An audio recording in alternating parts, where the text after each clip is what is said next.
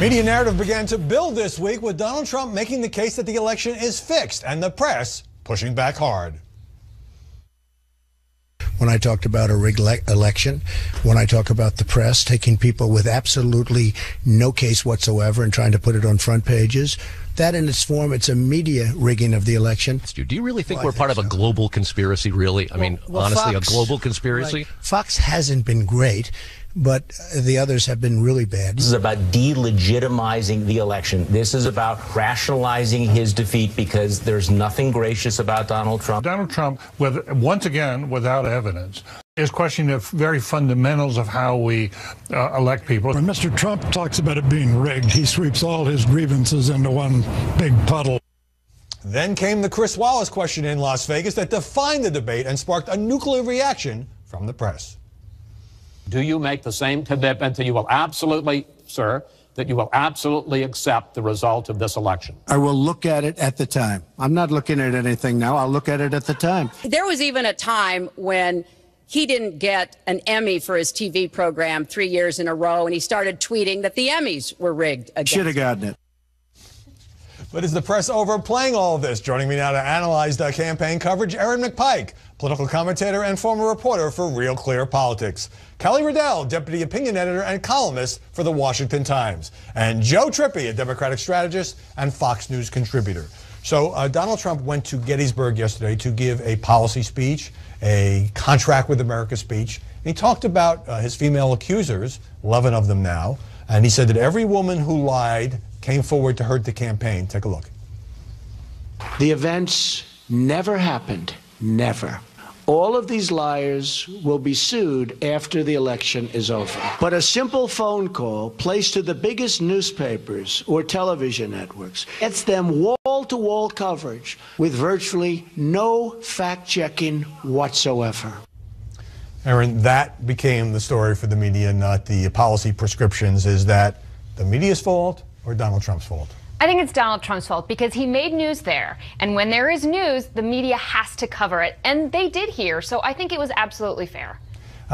Suing the women, it's catnip for the media. And of course, there are also questions about why so many women have come forward in such a short period of time. There was a porn star who came forward yesterday with Gloria Allred talking about Trump kissing her and propositioning her. So is it fair or unfair on the part of journalists to overshadow the more substantive part of what Trump said in Gettysburg? I think this follows a very common pattern. His Gettysburg address, if you will, was very substantive. It hit on his ethics reform policies, kind of the draining the swamp of Washington, D.C., things that the people care about. And of course, it was overshadowed by what he said about these accusers. Is that Trump's fault? Yes, but it's also the media's fault because the media is now looking at any little nitbit they can get from Donald Trump and blowing that up over his policies. This has become an election of personalities over platforms. So you're saying that the media have given, Trump has given the media the ammunition and they've used it to blow up his campaign? Yes, which is his fault, but they also against him. There's no question that the media is biased this election, and they are all in the tank for Hillary Clinton. You don't go to Gettysburg, you don't prep the press that it's going to be this amazing policy speech about your first 100 days in office. And it was that. And start the speech off with, by the way, everybody who's accusing me is a liar and I'm going to sue them. That created the moment that the press had to report that. What about the fact that Donald Trump says that the newspapers and other media outlets just throw this stuff up without fact-checking, as if no one else is interviewed in each case, and also trying to tie it to the Clinton campaign? He says these women either want fame or her campaign did it. Any evidence of either of those? No, there's absolutely no evidence, and the campaign says they had nothing to do with it, and until he can prove otherwise, he should stop saying it. Just like there's no evidence of quid pro quo with Hillary Clinton in the State Department, but yet... Well, this is not coverage now. but the press covers Donald Trump scandals like they're fact, but with Hillary Clinton stuff, they won't touch it because, it could be rumors, innuendos. We don't have any solid evidence of pay for play. We won't cover WikiLeaks because the Russians are dealing with it. No, There's a double standard WikiLeaks didn't dump that video out on the street.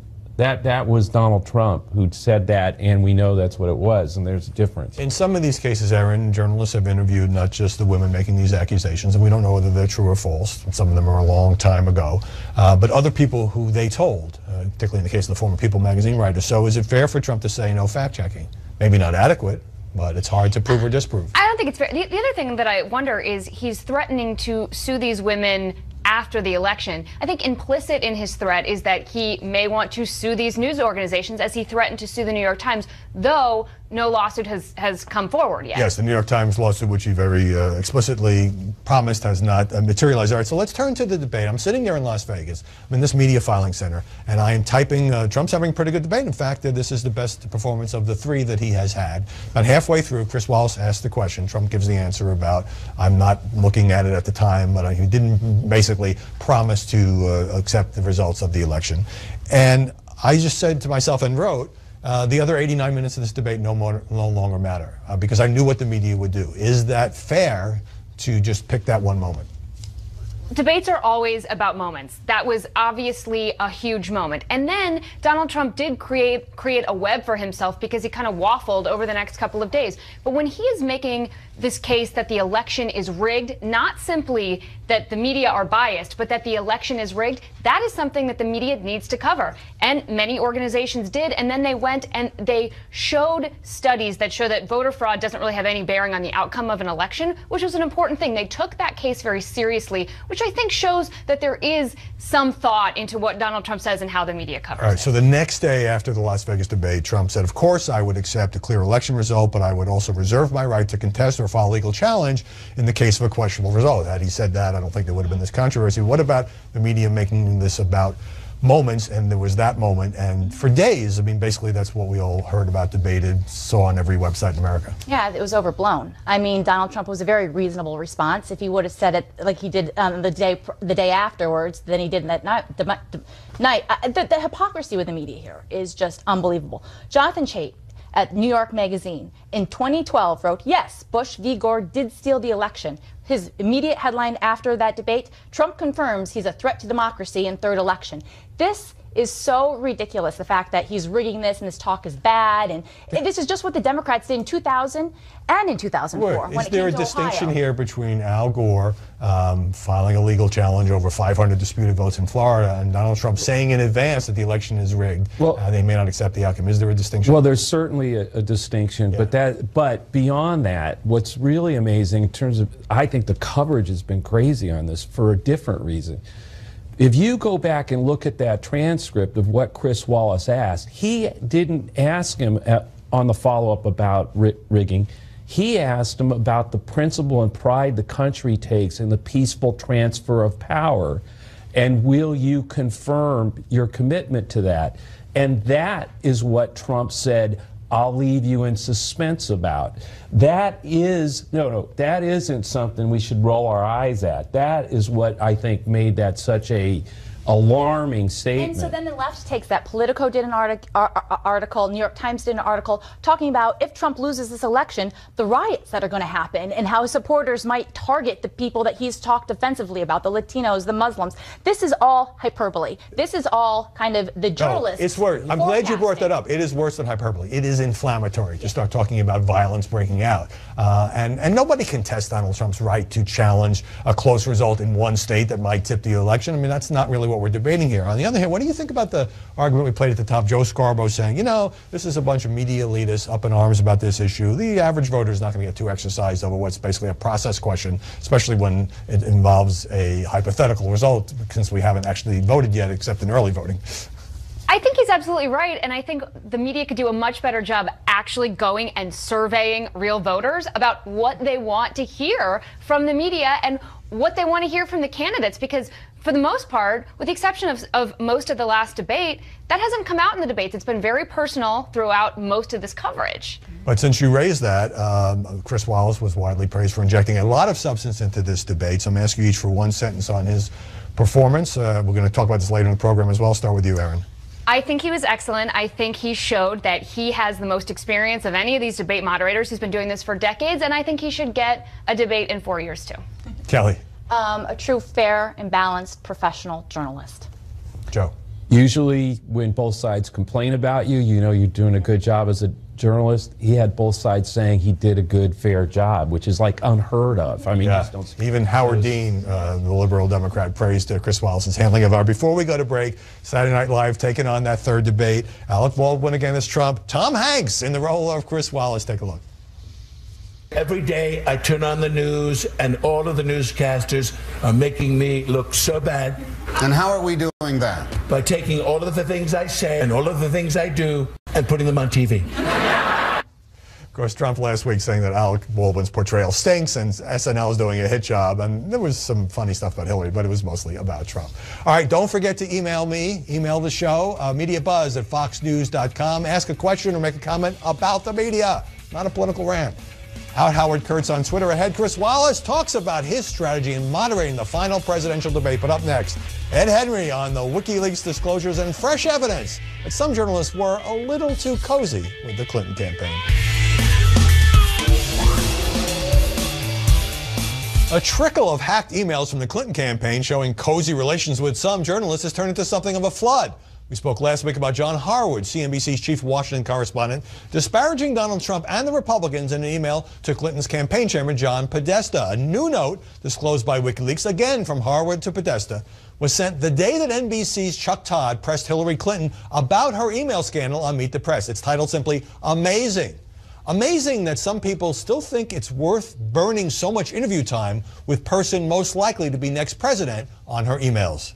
Joining us now is Ed Henry, Fox's chief national correspondent, who's been covering the WikiLeaks story. So how much of a problem are those kind of notes for John Harwood and CNBC? I like John Harwood a lot. I've always respected him as a journalist and a person. But this is embarrassing, obviously. There's so much cheerleading, you were expecting pom-poms. You know, you guys are doing a great job, and it went beyond that. He sent them an email of a file he had put together on Mike Huckabee questions. Not some dirt file, but just, you know, these are the tough questions I prepared for Huckabee. Because remember, John Harwood did a debate, a Republican debate that he moderated as an umpire, supposedly. And he's saying, here's where Huckabee is vulnerable. He said, watch out for Ben Carson. He's doing pretty good. He might be tough against you guys in the general election. Sounds like Oppo research. That sounds like you're on the team. It doesn't sound like you're a journalist, and it shows that Donald Trump has a point. There are a lot of people in the mainstream media who have picked sides in this race. That's just a fact. It doesn't mean the election's rigged, but it means there are a lot of people who are not impartial. Let's go through some other examples. Glenn Thrush, a top writer for Politico, sent some sections of a story that hadn't been published yet to John Podesta. He said he was trying to do some fact-checking about Podesta's role in fundraising for the Clinton campaign. Let's put up the email that came out from Thrush to Podesta. Because I have become a hack, I will send you the whole section that pertains to you. Please don't share or tell anyone I did this. Tell me if I effed up anything. Yeah, okay, so to be fair to Glenn Thrush, I think he's a good reporter as well, and I think... I agree with that. We make phone calls, emails, reach out to people like John Podesta, who's doing his job, Glenn Thrush. Is this true? And by the way, it was not a puff piece about Hillary Clinton in this case. It was, Hillary Clinton is doing a lot worse than Bernie Sanders months ago. So he's fact-checking. So he's fact-checking. However, then when you start...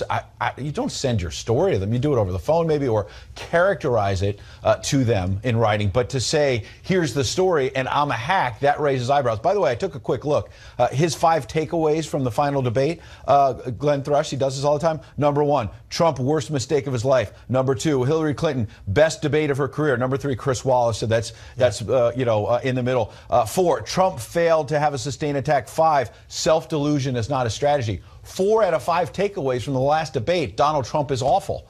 Donald Trump has a point. People are pounding him. He makes mistakes, yes, but are they fair? Let me put up on the screen something that Glenn Thrush put on his Facebook page defending himself. He's saying, I'm being trolled by Breitbart, Trump, alt-right mouth breathers. It doesn't bug me, but these are angry gnomes who live in their parents' basements and can't get girls or boys to answer their 2 a.m. texts.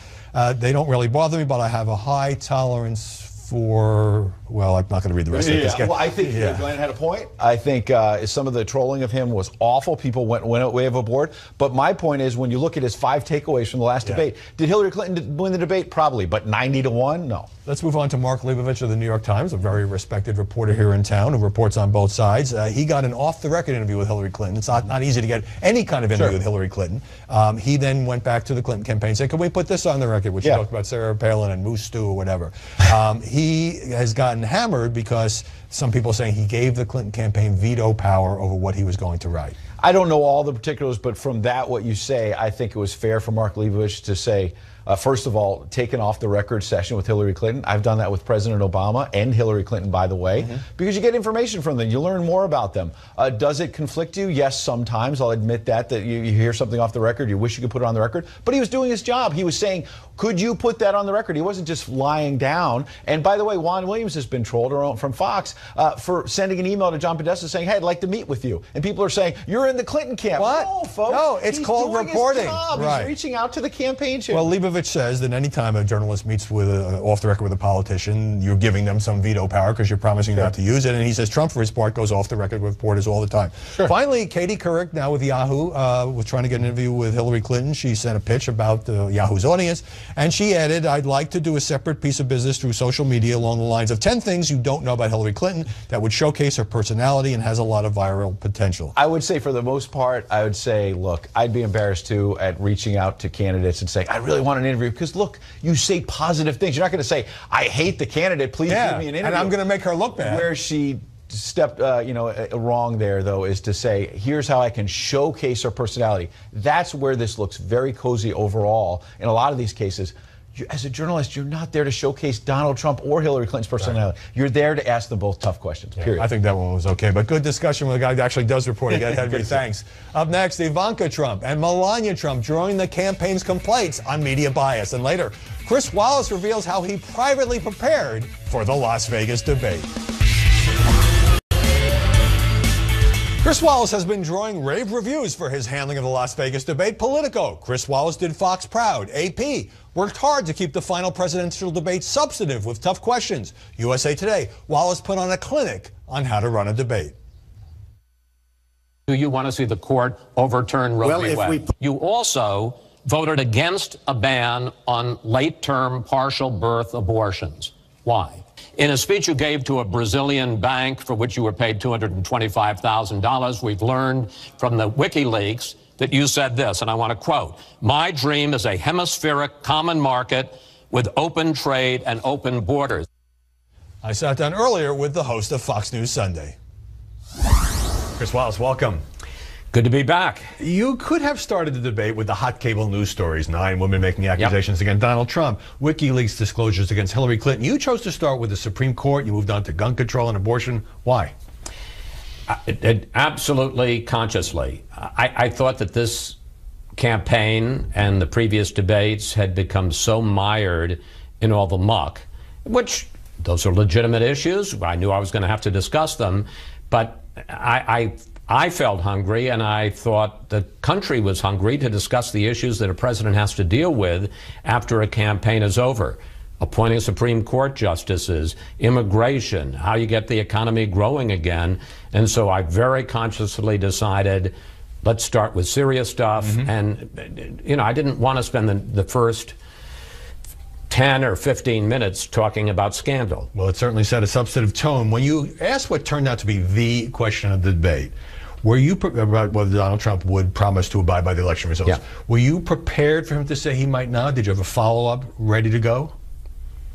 I didn't have a follow-up ready to go, but I certainly was prepared for that possibility. You know, having covered Trump in this campaign for 15 months or whatever it is now, there's nothing he can say or do that surprises me. So, look, it was an obvious question to ask. He had been saying for weeks that the election was rigged. That you had to ask it. Yes, that it was in the process of being stolen. And his campaign, his running mate, Mike Pence, had said on Sunday that Trump and he would absolutely respect the results of the election, but Trump hadn't said that, so it was an obvious question to ask.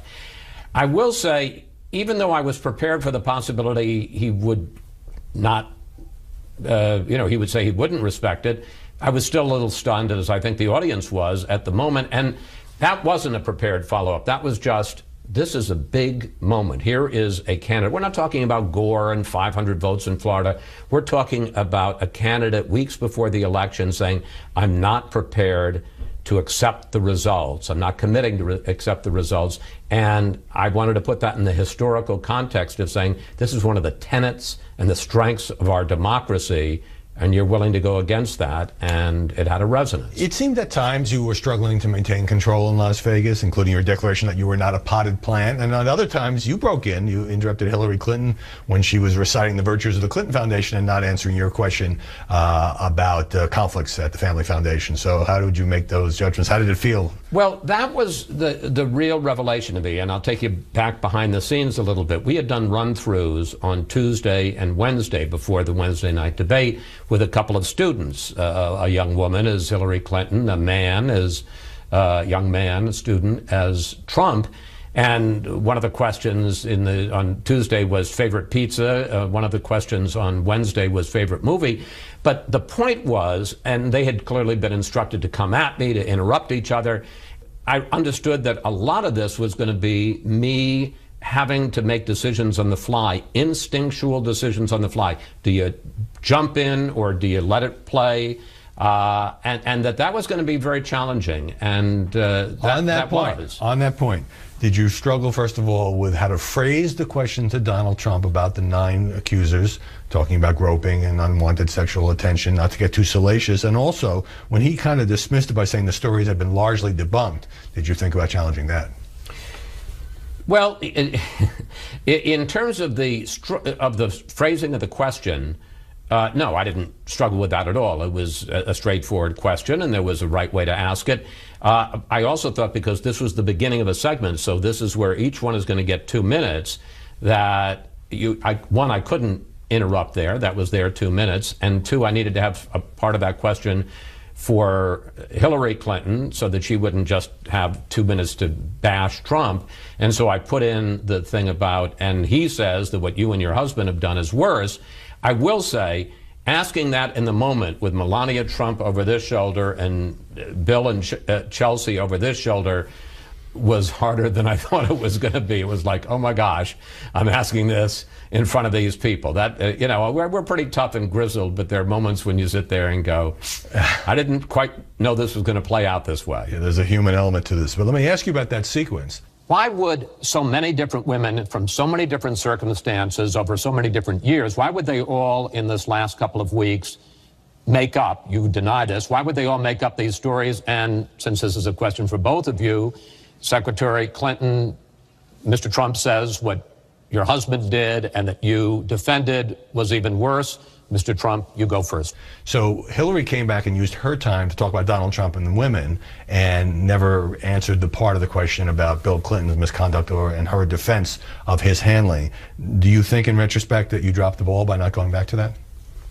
And asking Trump more? No, asking Hillary Clinton to respond to the other part of the question. No, I thought, you know, that was, this gets to the whole question of what the moderator's role is. You know, you ask a question and they handle it, and if Trump wanted to go back on her, it would have been very easy for him to do. I also had a lot of material. There were a lot of scandals. I mean, I wanted to get to the Clinton Foundation. I wanted to get to the question in that same segment about whether he would honor the results, respect the results of the election. I wanted to talk about emails and didn't even get to that. So I was, if Trump wanted to do it, he could do it. And if he didn't, I was ready to move on. I had more ammo. You have gotten a lot of praise for this debate in Las Vegas, well deserved in my view. Do you think you changed some minds about the news side of Fox News, especially among those who might have thought there would be a conservative approach to this debate? Look, I'd be lying if I said that I didn't feel I had a lot at stake, and that certainly added to the pressure, or started the pressure. But I also very much felt all along that I was not just representing myself, but I was representing this news organization. The fact that I was the first Fox moderator was a big deal, and a statement by something like the Commission on Presidential Debates, a blue ribbon panel, that they thought that Fox was a legitimate news organization, I was a legitimate journalist, and I very much, and I felt this keenly, wanted to represent the organization well and to say to any doubters, forget about it. We cover the news in as strong, and I know this will drive them nuts, as fair and balanced a way as anybody else does. We're out of time, but want to do it again in 4 years? Well, if you'd asked me, it's funny, I've thought about it. If you'd asked me about 2 hours before, I would have said, lose my telephone number. Now, yeah, you bet. It was fun. Chris Wallace, thanks for sitting down with us. You bet. He didn't duck that question. Coming up, did Hillary Clinton's weaker moments at the Las Vegas debate draw much coverage? And later, CNN's new owner could be a phone company. A look at AT&T's planned takeover of Time Warner. Did Donald Trump's big problem at the Las Vegas debate blot out some of Hillary Clinton's weaker moments? We're back with the panel. Kelly Riddell, Chris Wallace asked Hillary Clinton about her support for late-term abortions, a question you almost never get from the mainstream media. Yeah, I mean, and it's a real... Democrats don't like to defend their position on partial birth abortions for the big point that 80% of Americans do not believe in late-term abortions, and partial birth abortions are illegal. This is something that that the mainstream media never asks. It's an important difference between the Republican and Democratic platform, and I thought it was an excellent question. Joe Trippi, Wallace also pressed the former Secretary of State about the Clinton Foundation and the WikiLeaks disclosures, and particularly her speech where she talked about open borders. And then she pivoted, as she has done many times on the trail, to saying, well, we shouldn't let Russian hackers, who are presumably behind these WikiLeaks hacked emails, influence our election. Where are the stories saying that she and her team are dodging these questions by always turning it into a story about the Russians? Well, I mean, first of all, she did it in front of everybody in a nationally televised debate where millions of people are watching. Saying it's no secret. Right, and I think the second thing is something Chris Wallace said in your interview.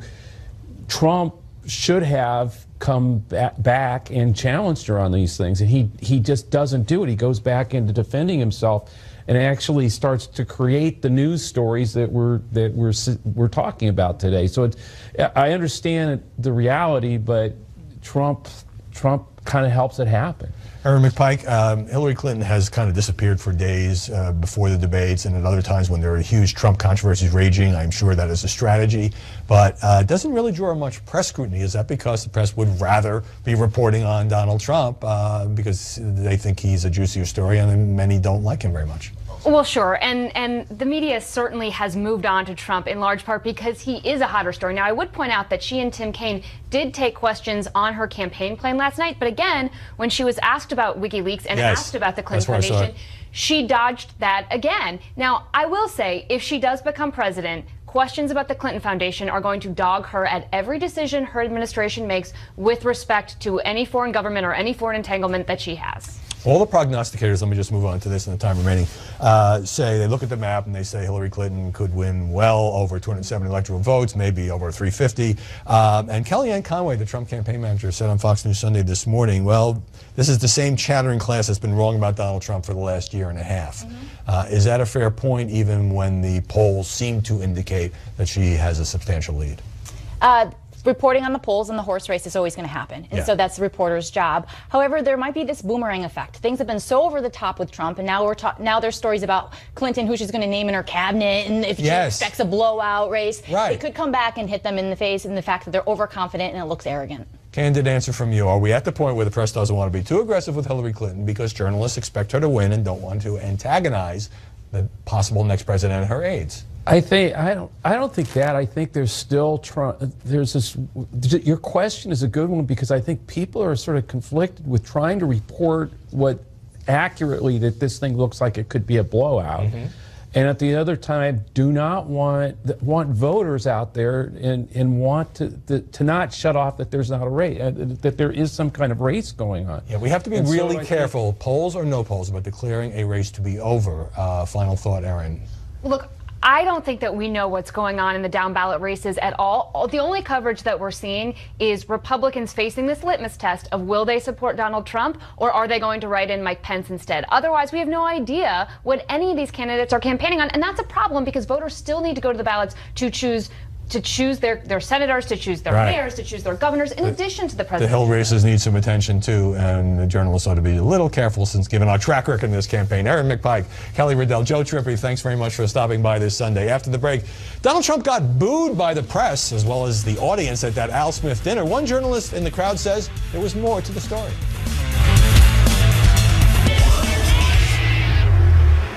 But Hillary Clinton drew some boos as well. One reporter who was there has a different take from the mainstream media. Joe Concha, media reporter for The Hill, joins us now from New York. So the media just absolutely creamed Trump for telling overly harsh jokes in their view at this Al Smith dinner. How did you see it?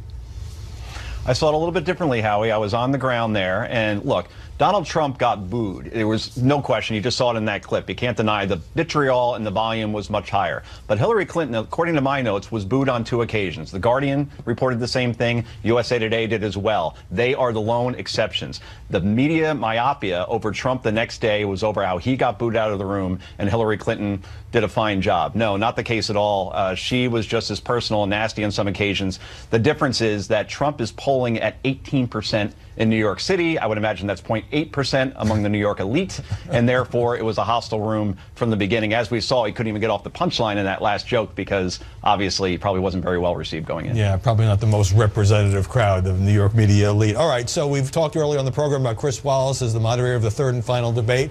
How would you assess his performance? You've seen all the debates and the other moderators as well. Usually not a big fan of conformity, Howie, but in this case, from the Washington Times to the New York Times, from the Huffington Post to the Washington Post, and of course the Hill, we saw that Chris Wallace did easily the best job as a debate moderator. And let me tell you why. I saw it 5 minutes in. He didn't fact check the way we saw fact-checking done in the past. Instead, he did something called pivoting. Donald Trump was talking about immigration and Hillary Clinton having basically the same platform as far as building a wall along the southern border, and he said, all right, Mr. Trump, let me stop you there for a second and let me get Secretary Clinton in. Secretary Clinton, is that how you saw it? That's how you fact-check, Howie. And finally, he brought up topics that were relevant to this election season that we didn't hear in the first 270 minutes of debate in the presidential debates and the vice presidential debate. We saw the first question on the Supreme Court. We saw questions on immigration. We saw questions on abortion and late-term abortion. Let me jump in for just a second. Bigger contrast between the two candidates. And then obviously fiscal policy. Some of the reactions were like, hey, the Fox guy was fair. Should people have been surprised? He's moderated other debates with his Fox colleagues. If they saw the primary debates, you would see that he was just as tough on Donald Trump than anybody. He was the one that used graphics to fact-check him in one of the primary debates, remember. So yes, all right. He's got 50 years in this business, and they weren't paying attention if they thought he would be biased going in. All right, so over the weekend, breaking news, AT&T agreeing to buy Time Warner for $85 billion if federal regulators approve. CNN part of Time Warner. How would it change CNN to be owned by a giant phone company? And this is an organization that spends a lot of money on international news gathering. Absolutely. Well, AT&T, they're my service provider, for instance, and what they have are the pipes to get to the endpoint. This is an endpoint, and you could stream content, exclusive content now. That's not what AT&T had. Not just CNN, but Warner Brothers, HBO, TBS, TNT. But here's the thing about this, where I think if Donald Trump is elected, they're going to run into a lot of trouble because he opposes it, and maybe this is why. The FCC commissioner that approved the Comcast acquisition of NBC Universal was Meredith Baker. She then 4 months later went to work for Comcast as a lobbyist. So when we hear about a narrative around a rigged system, I have a feeling Donald Trump, if this story gets bigger, will bring up that exact point, that the FCC commissioner that approved an NBC Universal Comcast deal then went to work for Comcast 4 months later. All right. Whole bowl of wrong. Well, news gathering is expensive, so we'll see if this deal goes through, whether there are any changes at CNN. Joe Concha, good to see you. And go Cubs. Still to come. Get a little Cubs reference in there. What some anti-Trump pundits are saying about the GOP nominee is, well, crazy. Donald Trump has had a rough couple of weeks, but some of the rhetoric from the anti-Trump pundits is getting out of control. Here's CNN contributor and one-time Watergate sleuth, Carl Bernstein. It means, I think, that he is setting himself up as the head of, again, I'm going to go back to that neo-fascist term, of a real neo-fascist movement and media empire with the people from Breitbart. Neo-fascist? Really? He's the next Mussolini? And we don't even know if he's planning this media empire. Michael Moore is a liberal bomb thrower, sure, but even by his standards, this is low. The filmmaker told Rolling Stone that Trump voters, that's tens of millions of people, amount to legal terrorists, and added this: you have to protect the population from Trump like you do with a pedophile. I'm sorry, that is pathetic. And Slate's William Salatin plunges into psychiatric diagnosis. Donald Trump is mentally ill. After 16 months of campaigning and 3 general election debates, that has become all too clear. Trump sees himself as the victim of a web of conspiracies encompassing House Speaker Paul Ryan, the FBI, the CIA, and the Iraqi military. Okay, they can't stand Trump. Fine, I get it. But some of this over-the-top talk is making some of the pundits look like they've taking leave of their senses. That's it for this edition of Media Buzz. I'm Howard Kurtz. We hope you'll like our Facebook page. Check it out. We post a lot of original content there. We respond to your questions on video. It's called Your Buzz. Mediabuzz at foxnews.com. Mediabuzz at foxnews.com. Stick to the media. Continue the conversation on Twitter at Howard Kurtz. You know, just back from Las Vegas, done 4 debates total, and a lot of journalists are just saying to each other, when is this thing going to be over? We are so tired. But on the other hand, this is the most fascinating and craziest campaign. That created the moment that the press had to report that. What about the fact that Donald Trump says that the newspapers and other media outlets just throw this stuff up without fact-checking, as if no one else is interviewed in each case, and also trying to tie it to the Clinton campaign? He says these women either want fame or her campaign did it. Any evidence of either of those? No, there's absolutely no evidence, and the campaign says they had nothing to do with it, and until he can prove otherwise, he should stop saying it. Just like there's no evidence of quid pro quo with Hillary Clinton in the State Department, but yet... Well, this is not coverage now. but the press covers Donald Trump scandals like they're fact. But with Hillary Clinton stuff, they won't touch it because, it could be rumors, innuendos. We don't have any solid evidence of pay for play. We won't cover WikiLeaks because the Russians are dealing with it. No, There's a double standard here. WikiLeaks didn't dump that video out on the street. That was Donald Trump who said that, and we know that's what it was, and there's a difference. In some of these cases, Aaron, journalists have interviewed not just the women making these accusations, and we don't know whether they're true or false. Some of them are a long time ago, but other people who they told, particularly in the case of the former People magazine writer. So is it fair for Trump to say no fact-checking?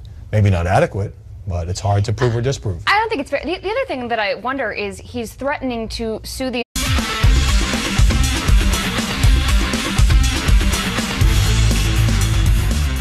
The media narrative began to build this week with Donald Trump making the case that the election is fixed and the press pushing back hard. When I talked about a rigged election, when I talk about the press taking people with absolutely no case whatsoever and trying to put it on front pages, that in its form, it's a media rigging of the election. Do you really think we're part of a global conspiracy, really? I mean, honestly, Fox, a global conspiracy? Right. Fox hasn't been great, but the others have been really bad. This is about delegitimizing the election. This is about rationalizing his defeat because there's nothing gracious about Donald Trump. Donald Trump, once again, without evidence, is questioning the very fundamentals of how we elect people. When Mr. Trump talks about it being rigged, he sweeps all his grievances into one big puddle. Then came the Chris Wallace question in Las Vegas that defined the debate and sparked a nuclear reaction from the press.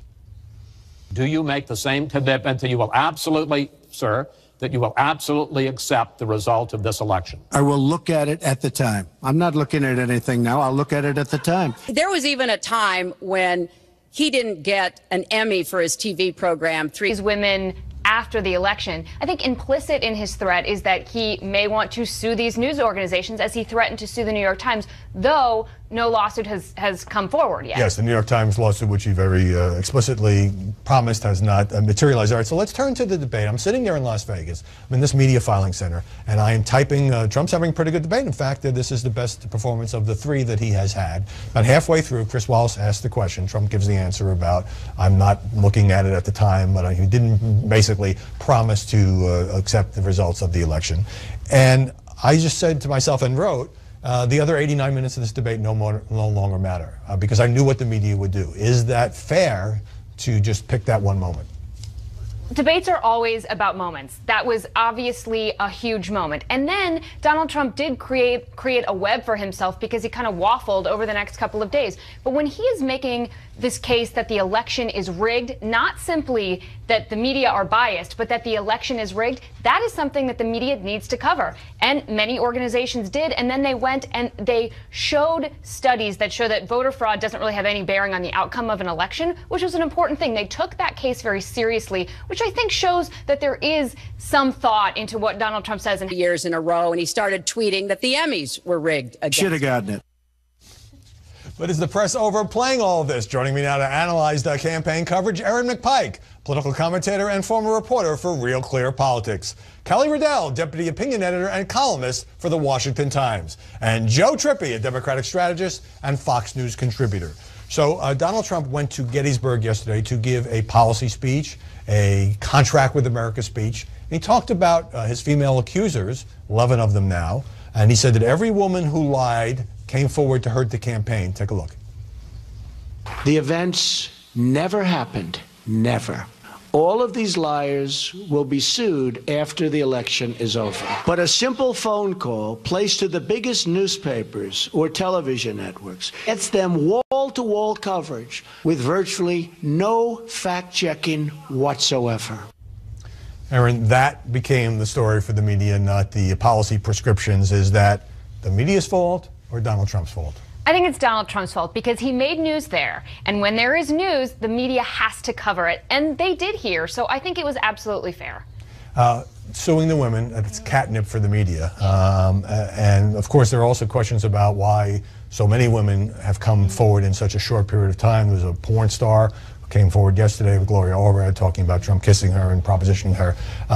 So is it fair or unfair on the part of journalists to overshadow the more substantive part of what Trump said in Gettysburg? I think this follows a very common pattern. His Gettysburg address, if you will, was very substantive. It hit on his ethics reform policies, kind of the draining the swamp of Washington, D.C., things that the people care about. And of course, it was overshadowed by what he said about these accusers. Is that Trump's fault? Yes, but it's also the media's fault because the media is now looking at any little nitpick they can get from Donald Trump and blowing that up over his policies. This has become an election of personalities over platforms. So you're saying that the media have Trump has given the media the ammunition and they've used it to blow up his campaign? Yes, which is his fault, but they also against him.